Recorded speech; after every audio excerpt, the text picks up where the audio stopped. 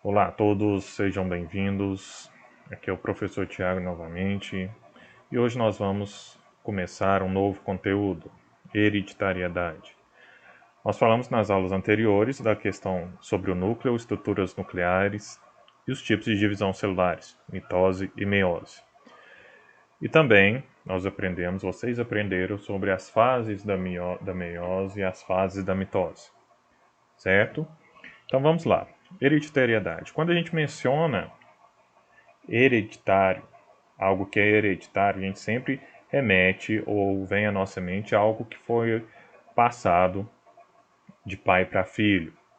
Geralmente a gente faz uma associação ruim, que é uma doença que foi passada, uma doença hereditária que foi passada dos pais para os filhos. Tá errado? Não, não tá errado. Tá certo. Só que hereditariedade não envolve só doença. Só envolve todas as características que são passadas de pais para filhos. Então, hereditariedade ou herança genética é o mecanismo biológico, é o fenômeno através do qual as características de cada ser vivo são transmitidas de uma geração para outra. Então, é um fenômeno que vai representar uma condição de semelhança, aquilo que é semelhante entre a geração parental, a geração dos pais, e a filial, a geração dos filhos. Então, isso é passado de uma geração para outra.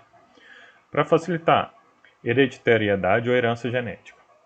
Quando a gente fala herança, é algo que a gente vai receber. Recebe dos pais, a gente pode receber dos avós, dos tios. É algo que a gente vai receber quando esses parentes morrem, falecem. Só que herança genética a gente recebe em vida. Assim que nós somos criados, ou assim que a fecundação, nós já recebemos uma carga de herança genética dos nossos pais. Tá? A hereditariedade vai ditar as características. Então, a gente percebe a semelhança entre filhos e pais na coloração do cabelo, no tipo de cabelo, na coloração da pele, no formato do nariz, no formato dos olhos, na coloração dos olhos, a cor dos olhos, formato da mão, formato do pé, dos dedos. Tudo isso vem ou está relacionado à hereditariedade, certo? Também não só envolve não só as características físicas, a fisionomia, mas também aquilo que a gente não consegue ver, né? Tipagem sanguínea é uma característica, vamos dizer, física, mas que a gente não consegue ver, tá? Envolve outras coisas. Então isso é hereditariedade. Transmissão de características de uma geração para outra. E aqui então nós vamos ver alguns exemplos aqui sobre essa transmissão de características. Nós temos a foto da família do Luciano Huck e da Angélica, tá? Que a gente pode perceber claramente essa herança genética, onde a gente observa a coloração dos cabelos semelhantes da Angélica. A gente observa também a semelhança entre os narizes, também a cor da pele vinda dos pais, o tipo de boca também vindo dos pais. Então eles são totalmente semelhantes, se você observar, certo? E aqui nesse esquema, nesse cladograma, a gente vê a família do Antônio, desde os bisavós, avós e pais do Antônio até o Antônio. Quando a gente olha o Antônio, a gente pega ele separado, a gente observa que ele possui características tanto da mãe quanto do pai. A coloração do cabelo é característica da mãe. O tipo do nariz também veio da mãe. O formato da orelha. O formato da orelha veio do pai. A pinta no rosto veio da mãe ou do pai? A pinta também veio do pai. E se você observar mais claramente, ou mais nitidamente, você observa que a mãe tem uma mancha no rosto, assim como o Antônio.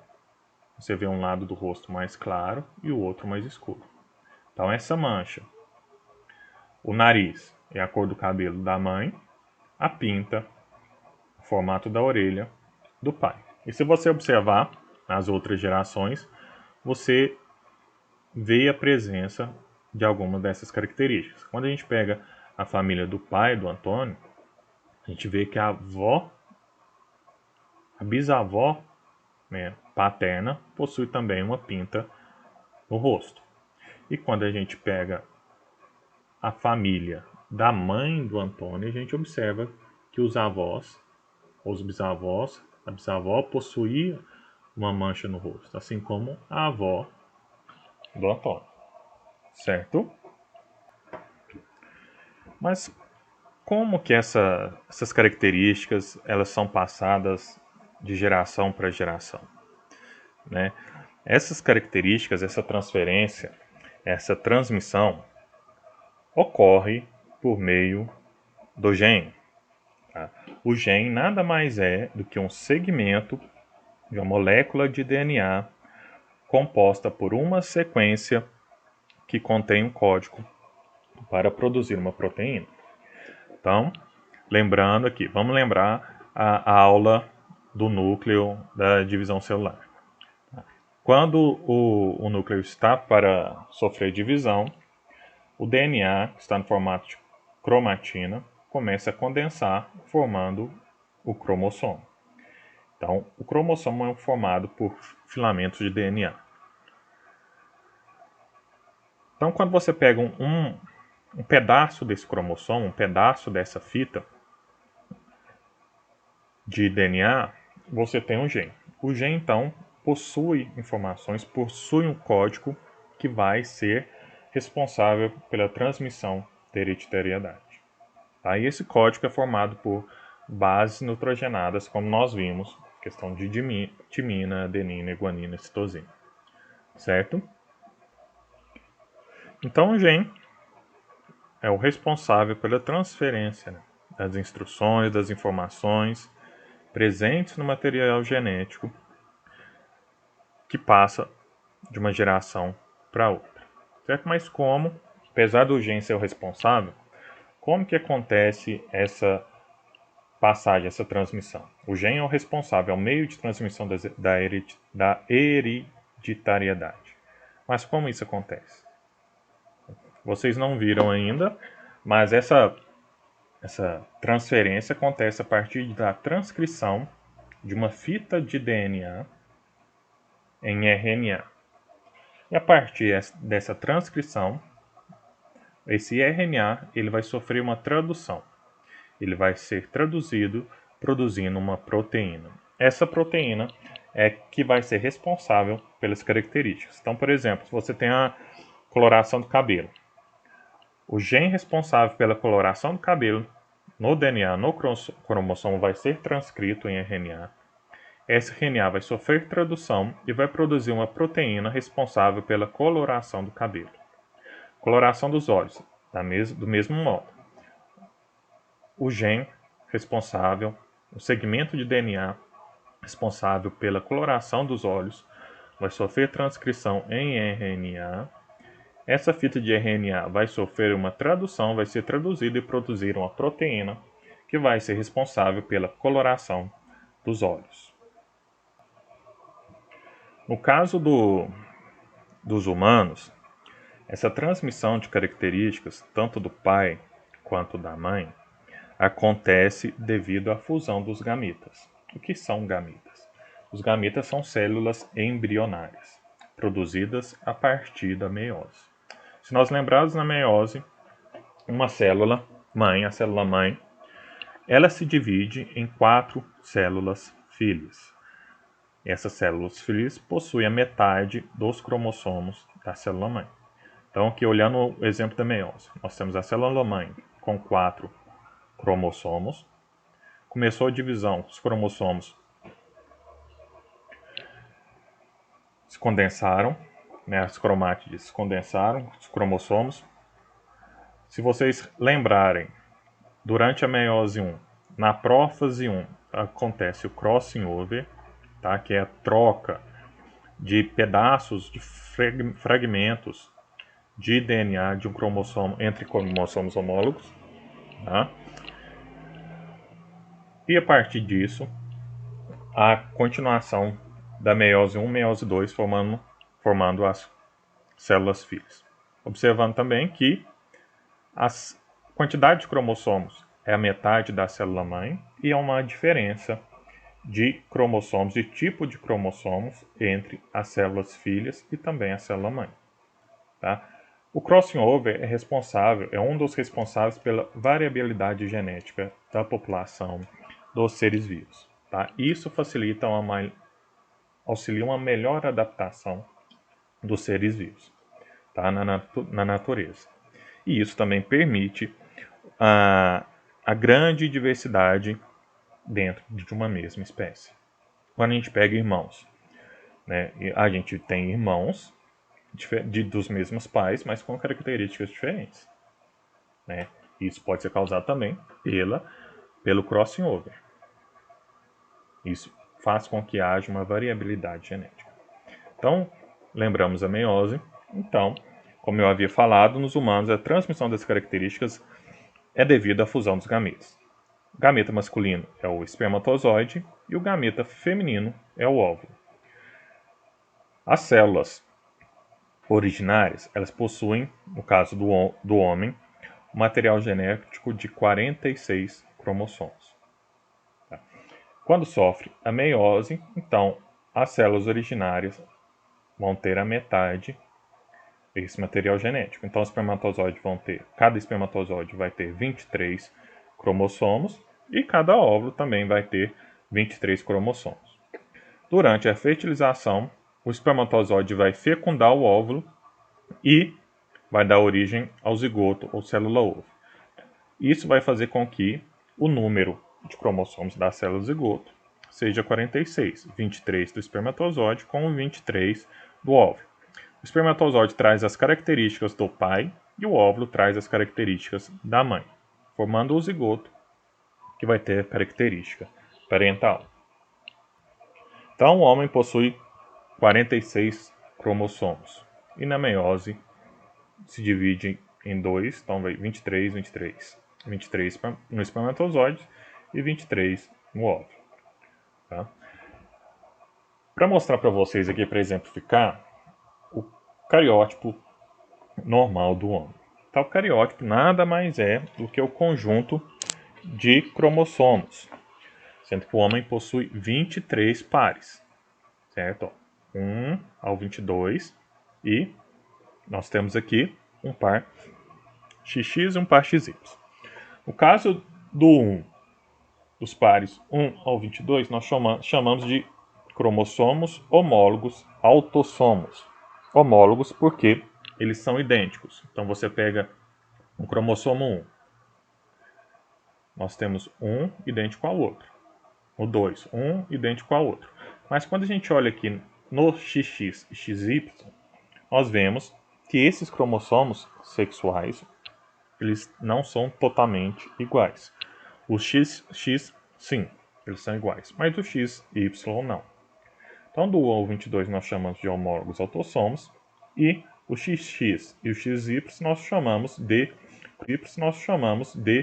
cromossomos sexuais. O XX é responsável pelo o sexo feminino e o XY pelo sexo masculino. Agora, então, chegando ao fim da hereditariedade, nós vamos falar dos princípios básicos relacionados com a hereditariedade. Lembrando que nem sempre ela foi compreendida de forma adequada. Só a partir dos experimentos de Gregor Mendel foi que houve uma compreensão de maneira mais acertada sobre os princípios básicos da hereditariedade. Esses princípios seriam: os filhos herdam dos pais as informações contidas nos genes e a partir disso desenvolvem suas características, como nós falamos, tá? A passagem de uma geração para outra. Os genes são transmitidos através dos gametas. Então, os gametas são responsáveis, vamos assim dizer, pela transmissão desses genes. Os gametas contêm toda a informação genética da espécie a qual pertence. Então, espermatozoide, óvulo, no caso dos homens, tem toda a informação genética da espécie humana. Cada ser vivo contém pares de genes originados no zigoto, quando o gameta feminino é fecundado pelo masculino.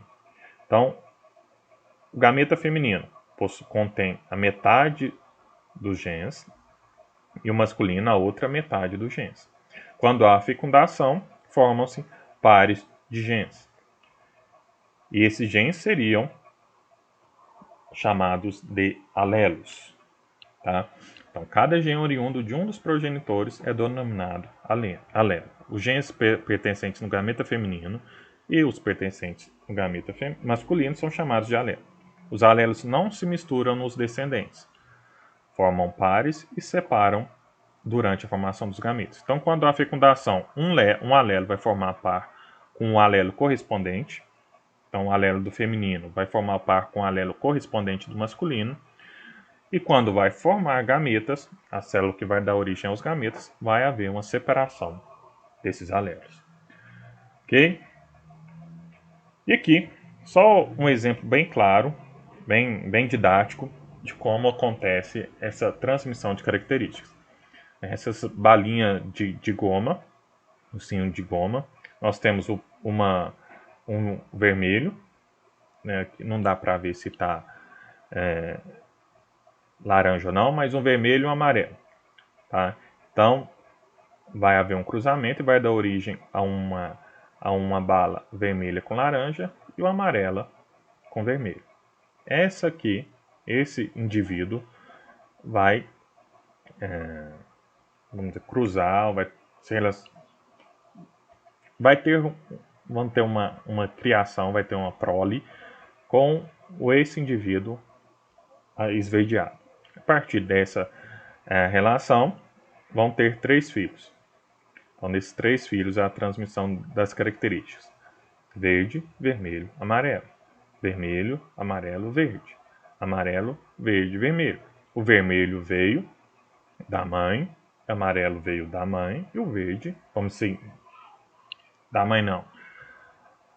O amarelo e o vermelho veio de um progenitor e o verde veio de outro progenitor. Tá? Este indivíduo, ao cruzar com este indivíduo, deu origem a 4 novos seres.